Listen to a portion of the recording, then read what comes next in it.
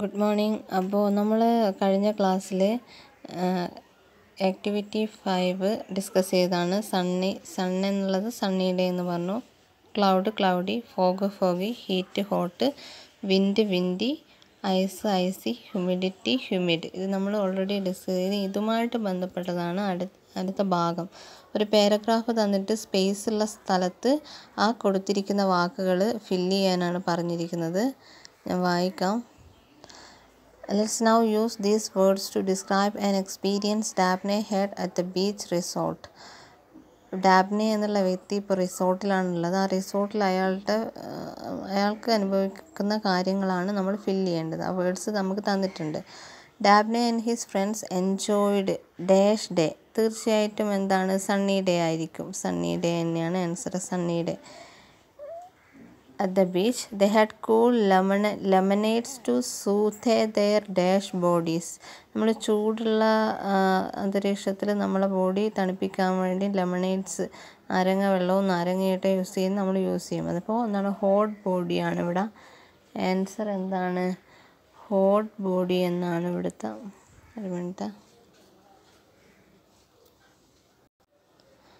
അപ്പോൾ ഒന്നാമത്തത് സണ്ണിയാണ്, സണ്ണി ഡേ ആണ്. രണ്ടാമത്തത് ഹോട്ടാണ്, hot bodies. But as evening came cloud started rolling it in and turned dash എന്നാണ് കൊടുത്തിരിക്കുന്നത്. വിൻഡിയാണ് അവിടുത്തെ ആൻസർ വരേണ്ടത്. വിൻഡിയാണ് ഇവിടെ, വിൻഡിയാണ് വരേണ്ടത്, windy. And the wind was, ഇനി വിൻഡി എന്ന് പറഞ്ഞു, ഈവനിങ്ങിൽ വിൻഡി, വൈകുന്നേരങ്ങളിൽ കാറ്റ് വീശി. ഇനി the wind was dash cold, icy cold ആണ് ഇവിടെ വരേണ്ടത്, ഐസി ആണ് വരേണ്ടത്. Daphne looked at the dash sky, cloudy ആണ് ഇവിടുത്തെ answer, cloudy. And the following morning was dash means അടുത്ത രാവിലെ മീൻസ് പ്രഭാതം എന്താണ്, ഫോഗിയാണ്. മഞ്ഞ് നിറഞ്ഞ ഒരു പ്രഭാതത്തെയാണ് നമ്മൾ വരവേൽക്കുന്നത്, ഫോഗി. ദെൻ ലാസ്റ്റ് നമ്മൾ ബാക്കിയുള്ള ഒന്ന് മാത്രമേ ബാക്കിയുള്ളൂ, humid that it was oppressive. The air was so humid. Air എന്താണ്, ഹ്യൂമിഡാണ് എന്നുള്ളത്, ആർദ്രത നിറഞ്ഞിട്ടാണ് എന്നുള്ളത്. അപ്പോൾ ഇത് വ്യക്തമല്ല എഴുതിയത്, എന്നാലും നിങ്ങൾക്ക് ആൻസർ ബേക്കിലുണ്ട്. അപ്പോൾ അത് ചേർത്തോളൂ. പിന്നെ അടുത്ത ആക്ടിവിറ്റി സജസ്റ്റ് ആക്ടിവിറ്റി എന്നും പറഞ്ഞിട്ട് ഇവിടെ എന്താണ്, 6 ചിത്രങ്ങൾ കൊടുത്തിട്ടുണ്ട്. 1 2 3 4 5 6. എക്സാമ്പിൾ താഴെ കൊടുത്തിരിക്കുന്നത് 6 റൗണ്ടിലാക്കിയിട്ട് വട്ടത്തിലാക്കിയിട്ട് ഒരുപാട് വാക്കുകൾ കൊടുത്തിട്ടുണ്ട്. Drought, famine, poverty, shortage. ഈ ഡ്രോട്ട് ഒരു റൗണ്ടിൽ കൊടുത്തിരിക്കുന്ന 4 വാക്കുകൾ, അതിനുള്ള 4 വാക്കുകളും പരസ്പരം കണക്റ്റഡ് ആണ്. കാരണം എന്താണ്, ഡ്രോട്ട് എന്ന് വെച്ചാൽ വരൾച്ചയാണ്. വരൾച്ച ഉണ്ടാകുമ്പോൾ തീർച്ചയായിട്ടും ഫാമിൻ ഉണ്ടാകും. ഫാമിൻ കൊടും പട്ടിണിക്കാണ് ഫാമിൻ എന്ന് പറയുന്നത്. അതിന് പോവേർട്ടി എന്ന് വെച്ചാൽ ദാരിദ്ര്യം.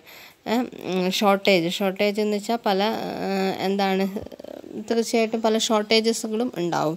അപ്പോൾ ഒന്നിലത്, അടുത്തതിലും 2 3 ഒക്കെ ഇങ്ങനെ കണക്റ്റഡ് വേർഡ്സ് ആണ്. അപ്പോൾ ഈ ചിത്രങ്ങളും ഈ ഒന്നാമത്തെ ചിത്രമായിട്ട് ബന്ധപ്പെടുത്തിയിരിക്കുന്ന റൗണ്ട് മീൻസ് എന്താണ്, വട്ടം ഏതാണെന്നാണ് നമ്മൾ കണ്ടെത്തേണ്ടത്. അപ്പോൾ നമുക്ക് തീർച്ചയായിട്ടും 4ാമത്തെ ചിത്രം 1ാമത്തെ ഇതും തമ്മിൽ ബന്ധപ്പെടുത്താം. ഇത് കണക്റ്റഡ് ആണ്. 4ാമത്തെ ചിത്രം എന്താണ്, വരൾച്ചയെ സൂചിപ്പിക്കുന്നതാണ്. ഇനി എന്താണ്, സൂര്യനാണ് ഇവിടെ ഉള്ളത്. ഈ ബോക്സുകളിൽ ആകെ സൂര്യൻ തീർച്ചയായിട്ടും ഹോട്ടായിരിക്കും. അപ്പോൾ ഈ ഒരു ഇതിൽ കണ്ടില്ലേ, ഈ ബോക്സിൽ കണ്ടില്ലേ, ബ്രൈറ്റ്, ക്ലിയർ, ഡ്രൈ, ഹോട്ട് എന്ന് പറയുന്നത്. അപ്പോൾ സൂര്യനുള്ള ദിവസം ബ്രൈറ്റ് ആയിരിക്കും, ക്ലിയർ ആയിരിക്കും, ഡ്രൈ ആയിരിക്കും, ആൻഡ് ഓൾസോ ഹോട്ട്. ഇതും തമ്മിൽ നമുക്കിവിടെ കണക്റ്റഡ് ആക്കാം. അങ്ങനെയല്ല, നിങ്ങൾ തന്നെ ഇതിൽ ഏകദേശം എല്ലാം നിങ്ങൾക്ക് കിട്ടും. അപ്പോൾ ഞാനിത് കൂടുതൽ എക്സ്പ്ലെയിൻ ചെയ്ത് സമയമൊന്നുമില്ല. നിങ്ങൾ അവിടെ കാണാൻ വെച്ചാൽ എറോ മാർക്കിട്ട് ചെയ്താൽ മതി ഏതൊക്കെ ചിത്രത്തിനാണെന്ന്. വേണമെങ്കിൽ ഇതിൻ്റെ പിന്നിൽ അതിൻ്റെ ക്ലൂസൊക്കെ കൊടുത്തിട്ടുണ്ട്, അത് വേണമെങ്കിൽ ചെക്ക് ചെയ്യാം.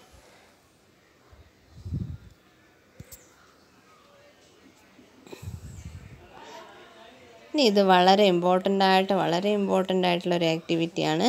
ഇത് നിങ്ങളിപ്പോൾ എഴുതിയിട്ട് എനിക്ക് സബ്മിറ്റ് ചെയ്യണം.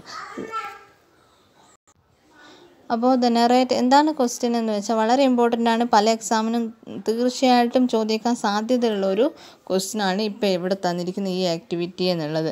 എന്താണെന്ന് വെച്ചാൽ the narrator describe the face on the wall in detail. നമ്മളെ കഥയിൽ നെറേറ്റർ ആ ഫേസിനെ ഡീറ്റെയിൽഡായിട്ട് ഡിസ്ക്രൈബ് ചെയ്തിട്ടുണ്ട്, വിവരിച്ചിട്ടുണ്ട്. ഇവിടെ താഴെ വിവരണം കൊടുത്തിട്ടുണ്ട്. There was A curious There was a curious curve of the nose, and the forehead was remarkable. In fact, the face of the uncommon man, a man in 1,000. Can you describe the face in the picture accurately? അപ്പോൾ ഈ ഇത്രയും കാര്യങ്ങൾ narrator ആ ഫേസിനെ കുറിച്ച് describe ചെയ്തതാണ്. അപ്പോൾ നിങ്ങളോട് ചോദിക്കുന്നത് എന്താണെന്ന് വെച്ചാൽ, can you describe the face in the picture accurately? ഈ ചിത്രത്തിൽ ഇവിടെ എന്താണ്, ഒരു ചിത്രം കൊടുത്തിട്ടുണ്ട്. ഈ ചിത്രത്തിൽ കൊടുത്തിരിക്കുന്നത് അവ്യക്തമാണ് ചിത്രം. അപ്പോൾ നമുക്ക് ഏകദേശം നമ്മളതായ ഒരു ശൈലിയിൽ ഇവിടെ ക്ലൂസ് തന്നിട്ടുണ്ട്, അത് വെച്ച് ഡിസ്ക്രൈബ് ചെയ്താൽ മതി.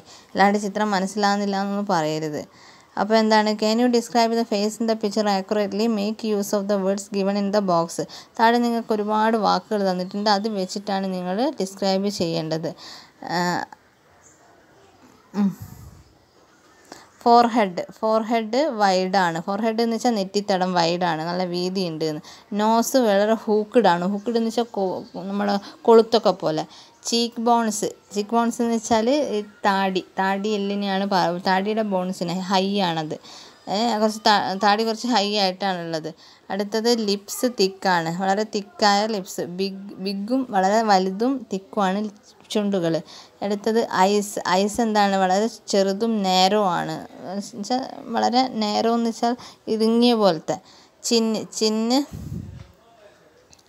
ചിന്ന് എങ്ങനെയാണ്, ചീക്ക് ബോൺസ് എന്ന് വെച്ചാൽ കവിളാണ് കേട്ടോ, കവിളിലെ ബോൺസാണ്. ചിന്നാണ് താടി. പ്രൊട്രൂഡിങ് എന്ന് വെച്ചാൽ ഇങ്ങനെ മുന്നിലേക്ക് ഉന്തി നിൽക്കുന്നത്, ഷാർപ്പും. ഇനി ഐബ്രോ വളരെ തിന്നാണ്. തിന്നെന്ന് വെച്ചാൽ വളരെ കട്ടിയുള്ള ഐബ്രോസാണ്. ഇത്രയും വെച്ചിട്ട് ഒരു കുറിപ്പ് എഴുതാൻ, ഒരു ഡിസ്ക്രിപ്ഷൻ എഴുതാൻ, ഒരു ചെറിയൊരു പാരഗ്രാഫ് മാത്രം മതി, ഒരുപാട് വലുതൊന്നും എഴുതണ്ട. അപ്പോൾ ചെറിയ പാരഗ്രാഫ് എഴുതിയിട്ട് സബ്മിറ്റ് ചെയ്യാം. അപ്പോൾ ഈ ആക്ടിവിറ്റി ഇപ്പോൾ എനിക്ക് നിങ്ങൾ എഴുതിയിട്ട് നിങ്ങൾ സബ്മിറ്റ് ചെയ്യണം. ഈ ആക്ടിവിറ്റി എനിക്ക് എഴുതി സബ്മിറ്റ് ചെയ്യണം. ഇനി അടുത്ത ഞാൻ ജസ്റ്റ് പറഞ്ഞു പോവാണ്. ആക്ടിവിറ്റി 6 എന്തെന്ന് വെച്ചാൽ, നമ്മൾ ഡോക്ടറെ കാണുമ്പോഴുള്ള കാഷ്വൽ ടോക്സ് എങ്ങനെയൊക്കെ ആയിരിക്കും എന്നുള്ളത്. അതിന് എക്സാമ്പിൾ ഇവിടെ കൊടുത്തിട്ടുണ്ട്. I have a headache, Ganga has a cold എന്താണെന്ന്, ഹെഡ് ഏക്ക് എന്താണെന്നൊക്കെ നിങ്ങൾക്ക് അറിയില്ലേ? തീർച്ചയായിട്ടും ഈ ഒരു സാഹചര്യത്തിൽ കൂടുതൽ നിങ്ങൾ കേൾക്കുന്ന വാക്കുകളാണ് ഹെഡ് ഏക്ക്, കോൾഡ്, ഫീവർ. ഇൻഫ്ലുവൻസ എന്ന് വെച്ചാൽ നമ്മളെ റെസ്പിറേറ്ററി സിസ്റ്റത്തിനെ ബാധിക്കുന്ന ഒരു ഡിസീസാണ് ഇൻഫ്ലുവൻസ. അതിന് ഇംഗ്ലീഷിൽ എങ്ങനെയാണ് പറയാമെന്ന് വെച്ചാൽ, ഇൻഫ്ലുവൻസ എന്തെന്ന് വെച്ചാൽ a contagious disease, it affected our respiratory system. അങ്ങനെയാണ് അതിൻ്റെ ഡെഫിനേഷൻ വരുന്നത്. ചിക്കൻ ബോക്സ് എന്താണെന്ന് നിങ്ങൾക്കറിയാം. പിന്നെ മനു ഹാസ് എ ക്യാൻസർ എന്താണെന്ന് നമുക്കറിയാം. അപ്പോൾ ഇതൊക്കെ പറഞ്ഞിരിക്കുന്നത് എന്തിലാണ് പറഞ്ഞിരിക്കുന്നത്? ഞാൻ മുന്നേ ഒരു ടെൻസിൻ്റെത് പറഞ്ഞിരുന്നു, നിങ്ങളത് കേട്ടോ പഠിച്ചോ എന്നൊന്നും എനിക്കറിയില്ല. നമ്മൾ എപ്പോഴും അത് അല്ല, ടെൻസിൻ്റെ ഇവിടെ മെൻഷൻ ചെയ്യുന്നില്ല. ജസ്റ്റ് നിങ്ങൾ ഓൾറെഡി നിങ്ങൾക്കറിയാം ഐ ഹാവ് എ ഹെഡ് ഏക്ക്. ഹാവും ഹാസും വെച്ചാണ്. ടെൻസ് ഒന്നും ഞാൻ പറയുന്നില്ല, ഇവിടെ നിങ്ങൾക്ക് മനസ്സിലാവാൻ വേണ്ടിയിട്ട് പറയാണ്. ഹാസ്, ഹാവ് ഇത് വെച്ചിട്ടാണ് നമ്മൾ ഡോക്ടറെ അടുത്തൊക്കെ പോകുമ്പോൾ നമ്മുടെ അസുഖങ്ങൾ പറയേണ്ടത്. ഇംഗ്ലീഷിൽ നമ്മൾ പറയാനുള്ളൊരു സിറ്റുവേഷൻ നമുക്കില്ല, അതുകൊണ്ടാണ് നമ്മൾ അതിൽ അത്രത്തോളം ബോധേഡ് അല്ലാത്തത്. സോ ഇൻ കേസ് ഇനി എവിടെയെങ്കിലും നിങ്ങൾ you have going to outside the country, അല്ലെങ്കിൽ എന്താണ് in abroad, you have to consult with the doctor with in English for English.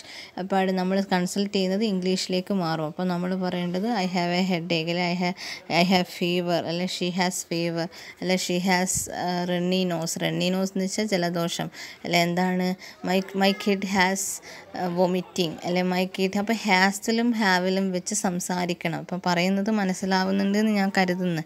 അപ്പോൾ ഹാസിലും ഹാവിലും വെച്ചിട്ടാണ് നമ്മൾ സംസാരിക്കേണ്ടത്. അപ്പോൾ ഡോക്ടറെ കൺസൾട്ട് ചെയ്യാൻ പോകുമ്പോഴുള്ള കാര്യമാണ് പറഞ്ഞത്. ഡോക്ടറെ കൺസൾട്ട് ചെയ്യുമ്പോഴുള്ള ലാംഗ്വേജിന് ഒരു പ്രത്യേകതയുണ്ട്. ഹാസും ഹാവുമാണ് അവിടെ യൂസ് ചെയ്യേണ്ട വേർബ് എന്നുള്ളത്. അപ്പോൾ വരുമ്പോഴും മാത്രമേ ഹാവ് യൂസ് ചെയ്തുള്ളൂ. I have headache, I have fever, I have runny nose, അല്ലെ I have influenza, I have COVID-19 positive, അങ്ങനെയൊക്കെ നമുക്ക് പറയാം. ഇനി ഷീയും ഹീയും ഇതൊക്കെ വരുമ്പോൾ എന്ത് മാറും? ഹാസ് ആയിട്ട് മാറും. അങ്ങനെ നിങ്ങൾ മാറ്റാൻ വേണ്ടിയിട്ട് ശ്രമിച്ചു നോക്കുക.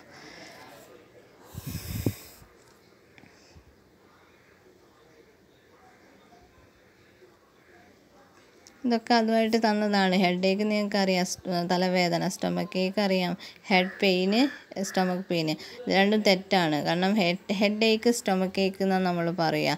റൈറ്റ് യൂസേജ് ഹെഡ് ഏക്കാണ്, ഹെഡ് പെയിൻ എന്ന് പറയില്ല നമ്മൾ. ഒരിക്കലും അതൊരു റോങ് യൂസേജാണ് ഹെഡ് പെയിൻ എന്നുള്ളത്. സ്റ്റൊമക്ക് പെയിൻ എന്നും പറയില്ല. ആക്ച്വലി പറഞ്ഞാൽ എന്താ തെറ്റാണോ എന്ന് ചോദിച്ചാൽ തെറ്റല്ല. സ്റ്റൊമക്ക് പെയിൻ എന്നുള്ളത് നമുക്ക് കാഷ്വലായിട്ട് ടോക്ക് ചെയ്യുമ്പോൾ നമുക്ക് പറഞ്ഞു പോകുന്നതിൽ വലിയ തെറ്റൊന്നുമല്ല. പക്ഷേ അതിൻ്റെ റോങ് യൂസേജ് എന്നേ അതിന് പറയുള്ളൂ. ഹെഡ് ഏക്ക് എന്നാണ് കറക്റ്റ് യൂസേജ്, സ്റ്റൊമക്ക് ഏക്ക് എന്നാണ് കറക്റ്റ് യൂസേജ്. കറക്റ്റ് യൂസേജ് നമ്മൾ എപ്പോഴും പഠിച്ചു വെക്കണം.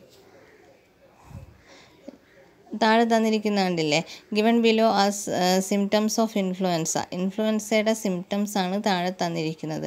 ഞാൻ പറഞ്ഞു റെസ്പിറേറ്ററി സിസ്റ്റത്തിനെ ബാധിക്കുന്ന രോഗമാണ് ഇൻഫ്ലുവൻസ. അപ്പോൾ അതിൻ്റെ സിംറ്റംസ് താഴെ തന്നിരിക്കുന്നു. Try telling the doctor about these symptom. ഇതെങ്ങനെയാണ് നമ്മളൊരു ഡോക്ടറോട് പറയുക എന്നാണ്. ജസ്റ്റ് പറഞ്ഞു പോകുന്നതാണ്. ഇതൊന്നും എഴുതാൻ ഇവിടെ സ്പേസ് തന്നിട്ടില്ല, ജസ്റ്റ് അറിഞ്ഞു വെക്കാനാണ് പറഞ്ഞത്. അറിഞ്ഞു വെക്കാനുള്ളൊരു ആക്ടിവിറ്റിയാണ് ഫോർ യുവർ ഫ്യൂച്ചർ. നിങ്ങൾ ഫ്യൂച്ചറിൽ എവിടെയെങ്കിലും യൂസേജ് ആവണം. അപ്പോൾ ഒന്നാമത്തെ സിംറ്റം എന്താ വന്നത്? Fever or feeling feverish or chills. പനിയും വിറയും, മലയാളത്തിൽ പറയുകയാണെങ്കിൽ പനിയും വിറയും. അപ്പോൾ ഐ ഹാവ് എന്ന് പറഞ്ഞിട്ടാണ് വെക്കേണ്ടത്. ഇനി ഹീ ആണ് സബ്ജക്റ്റ് എങ്കിൽ he have. And sore throat എന്ന് വെച്ചാൽ തൊണ്ടവേദനയ്ക്കാണ് സോർ ത്രോട്ട് പറയുക. മസിൽ ഓർ ബോഡി ഏക്സ് അറിയാം നമുക്ക് തീർച്ചയായിട്ടും, നമ്മുടെ ശരീരവേദന. ഫാറ്റിഗ് ക്ഷീണം. കഫ് ചുമ. കഫിൽ നമുക്ക് ചുമയും കഫവും ഒക്കെ ഉൾപ്പെടുത്താം. റണ്ണി ഓർ സ്റ്റഫി നോസ് ജലദോഷം. ഹെഡ് ഏക്ക് തലവേദന. Vomiting or diarrhoea. വോമിറ്റിംഗ് എന്ന് വെച്ചാൽ ഛർദി. ഡയറിയ എന്ന് വെച്ചാൽ വയറ്റിൽ നോക്കും അല്ലേ, നമ്മൾ പറയുക വയറിളക്കം എന്ന് പറയൂ അല്ലേ. ലൂസ് മോഷനാണ് ഡയറിയ. ഡയറിയയുടെ ഓപ്പോസിറ്റ് മീൻസ് നമുക്ക് ഡയറിയയുടെ ഓപ്പോസിറ്റ് കോൺസ്റ്റിപ്പേഷനാണ് കേട്ടോ. കോൺസ്റ്റിപ്പേഷനാണ് എന്ന് വെച്ചാൽ നമുക്ക് വേസ്റ്റ് പോകാത്തൊരവസ്ഥയാണ് കോൺസ്റ്റിപ്പേഷൻ എന്ന് പറയുന്നത്. അപ്പോൾ ഇത്രയും ഒരു ഇൻഫ്ലുവൻസയുടെ സിംറ്റമാണ്. ഇപ്പം നമ്മൾ ഒരു സിറ്റുവേഷനിൽ തീർച്ചയായിട്ടും ഇത്രയും സിംറ്റംസ് ഉണ്ട്. അതെന്താണെന്ന് നമുക്ക് പറയാം, കോവിഡാണ് എന്നുള്ളത് നമുക്ക് ഉറപ്പിച്ച് പറയാം. തീർച്ചയായിട്ടും ഇത് കോവിഡിൻ്റെ സിംറ്റംസ് ആണ്. Because Covid is an influenza disease എന്ന് നമുക്ക് പറയാം. റെസ്പിറേറ്ററി സിസ്റ്റത്തിനെ ബാധിക്കുന്ന രോഗമാണ്. Okay, that's all about. ഇത്രയും കാര്യങ്ങൾ ശ്രദ്ധിക്കുക, പഠിക്കുക. അപ്പോൾ ഞാൻ പറഞ്ഞ ആ ആക്ടിവിറ്റി ഈ ആക്ടിവിറ്റി ചെയ്തിട്ട് തരണം.